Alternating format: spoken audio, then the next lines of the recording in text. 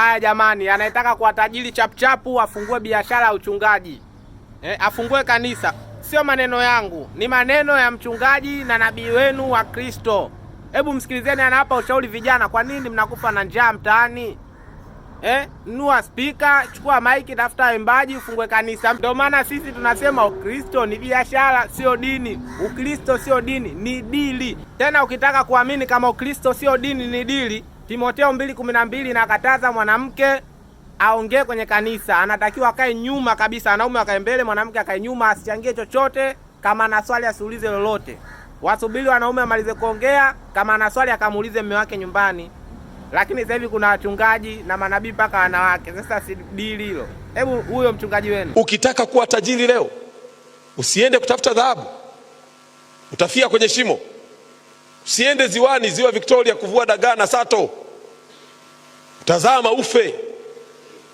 Wala usiende Mererani, utaporomokewa na shimo. Wala usiende China, utakula nyoka. Ukitaka kuwa tajiri leo, simple, anzisha kanisa. Wapo ushauri wa bure. Kama manabii hadi wa kike wanaanzisha kanisa, ushindwe wewe Adriano na unafundisha darasa la lesoni?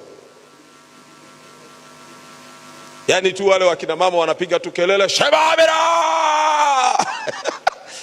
na wanaendesha malenji. Unakwaje maskini kijinga hivi? Na unajua kuanzisha kanisa hata hahitaji mtaji mkubwa. Kachukue speaker za milioni 7, matulubali na kiwanja cha kukodi. Hata usinunue, kodi.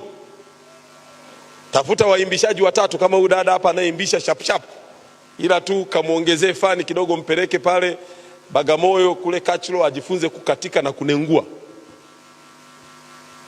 Akija tu hapa atukuzwe Yesu, kiuno kikienda hivi watu wameshashangilia. Waimbaji kama 4 5 na speaker zako, anzisha kanisa, watajaa.